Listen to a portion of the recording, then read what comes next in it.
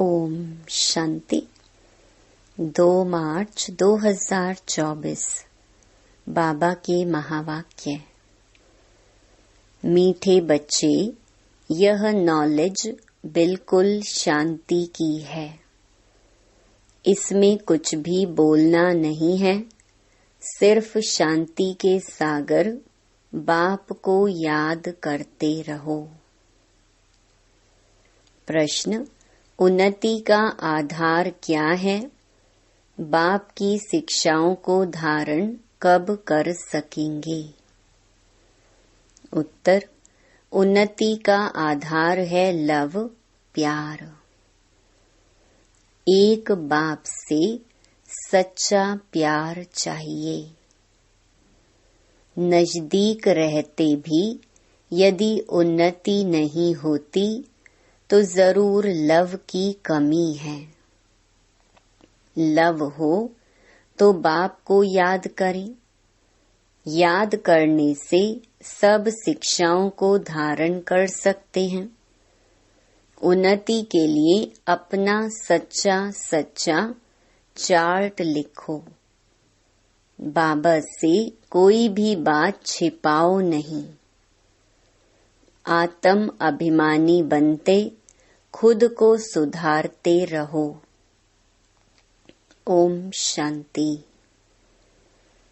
बच्चे अपने को आत्मा समझकर बैठो और बाप को याद करो। बाबा पूछते हैं, जब भी कहाँ सभा में भाषण करते हो तो घड़ी घड़ी यह पूछते हो कि तुम अपने को आत्मा समझते हो या देह? अपने को आत्मा समझकर यहाँ बैठो। आत्मा ही पुनर्जन्म में आती है। अपने को आत्मा समझ परम पिता परमात्मा को याद करो। बाप को याद करने से ही तुम्हारे विकर्म विनाश होंगे। इसको योग अग्नि कहा जाता है। निराकार बाप निराकारी बच्चों को कहते हैं, मुझे याद करने से तुम्हारे पाप कट जाएंगे और तुम पावन बन जाएंगे। फिर तुम मुक्ति, जीवन मुक्ति को पाएंगे। सभी को मुक्ति के बाद जीवन मुक्ति में आना है जरूर। तो घड़ी घड़ी यह कहना पड़े कि अपने को आत्मा निश्चय करके बैठो। भाइयों और बहनों, अपने को आत्मा समझ बैठो और बाप को याद करो। यह फरमान बाप ने ही दिया है। यह है याद की यात्रा। बाप कहते हैं, मेरे साथ बुद्धि का योग लगाओ तो तुम्हारे जन्म जन्मांतर के पाप भस्म हो जाएंगे। यह घड़ी घड़ी तुम याद कराएंगे, समझाएंगे, तब समझेंगे कि आत्मा अविनाशी है, देह विनाशी है। अविनाशी आत्मा ही विनाशी देह धारण कर पार्ट बजाए एक शरीर छोड़ फिर दूसरा लेती है। आत्मा का स्वधर्म तो शांति है। वह अपने स्वधर्म को भी नहीं जानते हैं। अब बाप कहते हैं, मुझे याद करो तो विकर्म विनाश होंगे। मूल बात यह है। पहले पहले तुम बच्चों को यही मेहनत करनी है। बेहद का बाप आत्माओं को कहते हैं, इसमें कोई शास्त्र उठाने की दरकार नहीं। तुम गीता का मिसाल देते हो तो भी कहते हैं, तुम सिर्फ गीता उठाते हो, वेदों का नाम क्यों नहीं लेते हो? बाबा ने कहा, उनसे पूछो वेद किस धर्म का शास्त्र है। कहते हैं आर्य धर्म का। आर्य किसको कहते हैं? हिंदू धर्म तो है नहीं, आदि सनातन तो है ही देवी देवता धर्म।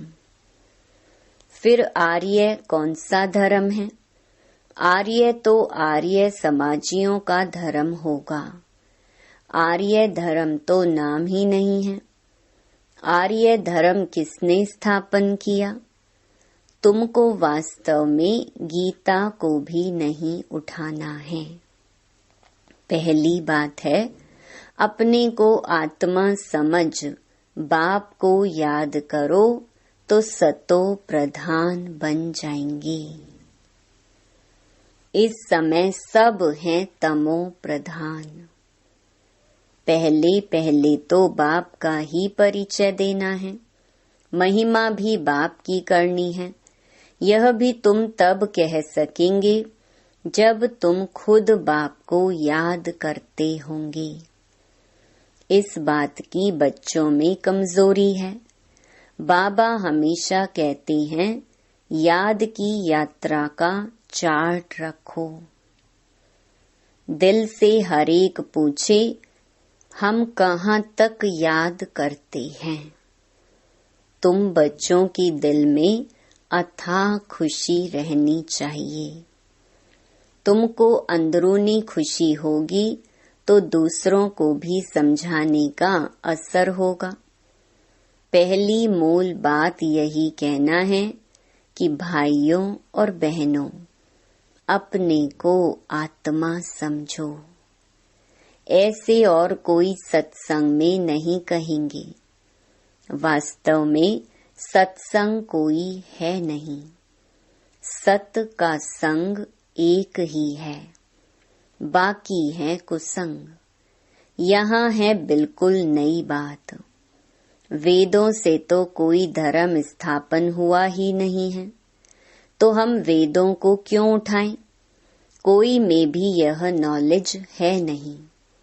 खुद ही कहते हैं नेति नेति, अर्थात हम नहीं जानते हैं। तो नास्तिक हुए ना। अब बाप स्वयं कहते हैं आस्तिक बनो, अपने को आत्मा समझो।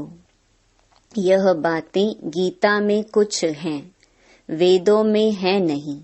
वेद उपनिषद तो ढेर हैं। अब वह किस धर्म का शास्त्र है? मनुष्य तो अपनी बातें करते हैं। तुमको किसका भी सुनना नहीं है। बाप तो सहज समझाते हैं, अपने को आत्मा समझ बाप को याद करो तो पावन बन जाएंगे। इसलिए वर्ल्ड की हिस्ट्री ज्योग्राफी को जानना है। तुम्हारा यह त्रिमूर्ति गोला है मुख्य। इनमें सब धर्म आ जाते हैं। पहले पहले है देवी देवता धर्म। बाबा ने कहा है, त्रिमूर्ति गोला बड़ा बड़ा बनाकर दिल्ली के मुख्य स्थान पर जहां आना जाना बहुत हो वहां लगा दो। टिन शीट पर हो, सीढ़ी में तो और धर्मों का नहीं आता है। मुख्य यह 2 चित्र हैं, समझाना ही इस पर है। पहले है बाप का परिचय। बाप से ही वर्षा मिलता है। इस बात का निश्चय कराने बिगर तुम्हारा कुछ भी कोई समझ नहीं सकेगा। एक बाप को ही नहीं समझा है तो दूसरे चित्रों पर ले जाना ही फालतू है। अलफ को समझने बिगर कुछ भी समझेंगे नहीं। बाप के परिचय बिगर और कोई भी बात ना करो। बाप से ही बेहद का वर्षा मिलता है। बाबा ख्याल करता है, ऐसी सहज बात क्यों नहीं समझते हैं? तुम्हारी आत्मा का बाप वह शिव है, उनसे ही वर्षा मिलता है। तुम सब आपस में ब्रदर्स हो। जब इस बात को भूलते हो तब तमो प्रधान बन जाते हो।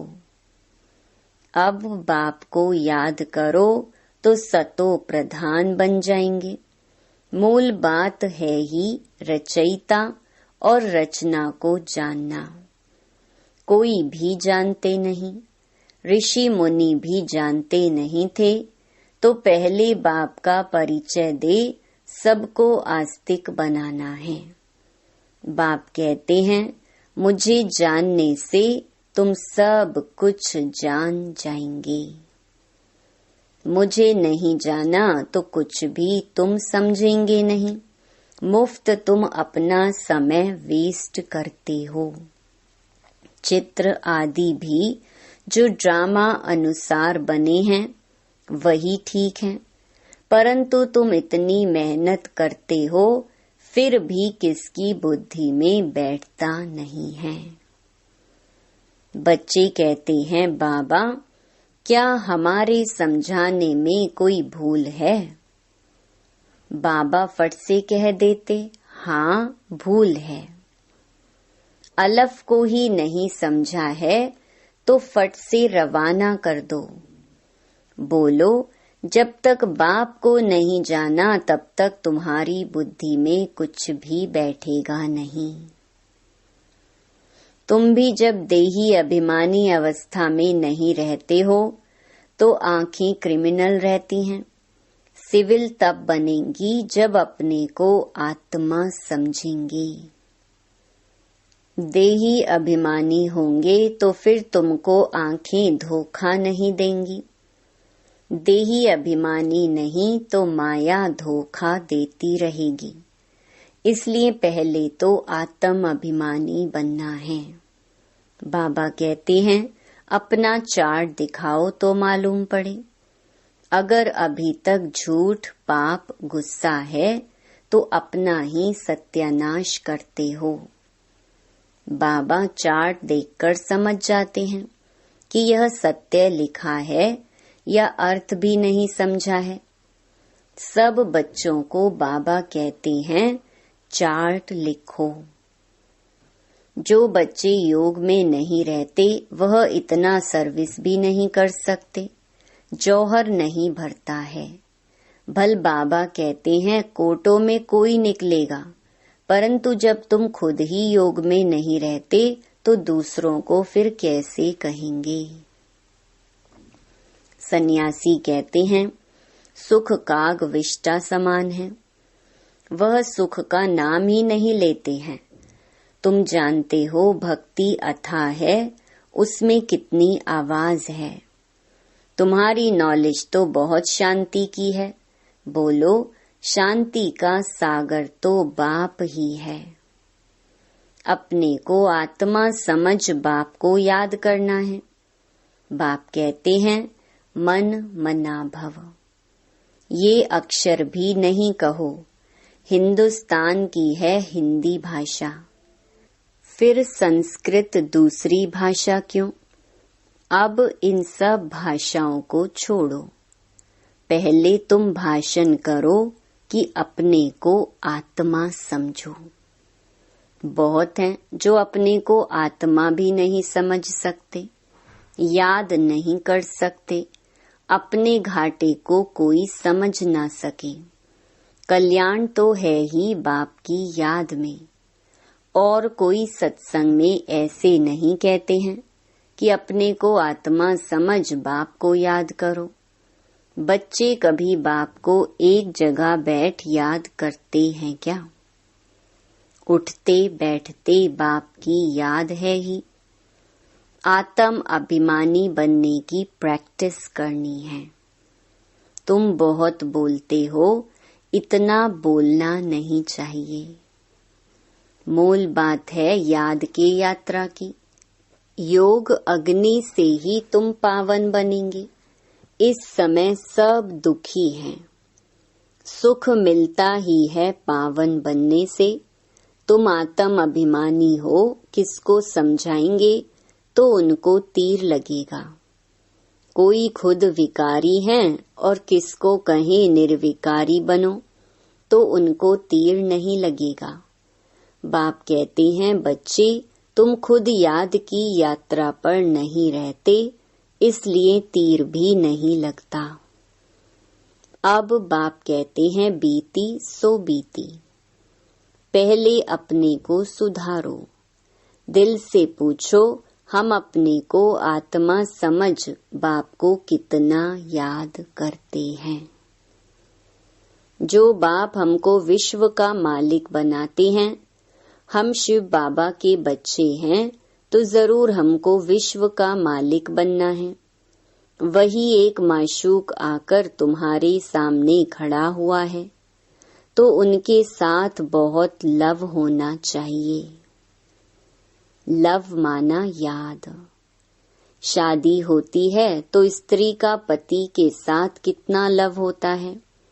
तुम्हारी भी सगाई हुई है, शादी नहीं। वह तो जब विष्णुपुरी में जाएंगे। पहले शिव बाबा के पास जाएंगे, फिर ससुर घर जाएंगे। सगाई की खुशी कम होती है क्या? सगाई हुई और याद पक्की हुई। सतयुग में भी सगाई होती है, परंतु वहाँ सगाई कब टूटती नहीं है। अकाले मृत्यु नहीं होती। यह तो यहाँ होती है। तुम बच्चों को भी गृहस्थ व्यवहार में रहते पवित्र बनना है। भल बहुत नजदीक भी रहते हैं, फिर भी उन्नति नहीं होती है। जो उस लव से आते हैं, उनकी बहुत उन्नति होती है। याद ही नहीं तो लव भी नहीं रहता, तो उनकी शिक्षाओं को भी धारण नहीं कर सकते। भगवानुवाच, तुम बच्चे सबको यही पैगाम दो कि काम महाशत्रु है, जो आदि मध्य अंत दुख देता है। तुम तो पवित्र सतयुग के मालिक थे, अभी तुम गिरकर गंदे बन पड़े हो। अब यह अंतिम जन्म फिर से पवित्र बनो। काम चिता पर बैठने का हथियाला कैंसल करो। तुम बच्चे जब योग में बोलेंगे, तब किसकी बुद्धि में बैठेगा? ज्ञान तलवार में योग का जौहर चाहिए। पहली मुख्य है एक बात। बच्चे कहते हैं, बाबा हम बहुत मेहनत करते हैं, तब मुश्किल कोई निकलता है। बाबा कहते हैं, योग में रहकर समझाओ। याद की यात्रा की मेहनत करो। रावण से हारकर विकारी बने हो, अब निर्विकारी बनो। बाप की याद से तुम्हारी सब मनोकामनाएं पूर्ण हो जाएंगी। बाबा स्वर्ग का मालिक बनाते हैं। बाबा डायरेक्शन तो बहुत देते हैं, परंतु बच्चे अच्छी तरह कैच नहीं करते हैं और बातों में चले जाते हैं। मुख्य तो बाप का पैगाम दो, परंतु खुद ही याद नहीं करेंगे तो दूसरों को कैसे कहेंगे। ठगी नहीं चलेगी। दूसरों को कहीं विकार में नहीं जाओ, खुद जाएं तो जरूर दिल खाएगी। ऐसे भी ठग हैं, इसलिए बाबा कहते हैं मोल बात है ही अल्फ। अल्फ को जानने से तुम सब कुछ जान जाएंगे। अल्फ को ना जानने से तुम कुछ भी समझ नहीं सकेंगे। अच्छा, मीठे मीठे सिके लधे बच्चों प्रति मात पिता बाप दादा का याद प्यार और गुड मॉर्निंग। रूहानी बाप की रूहानी बच्चों को नमस्ते।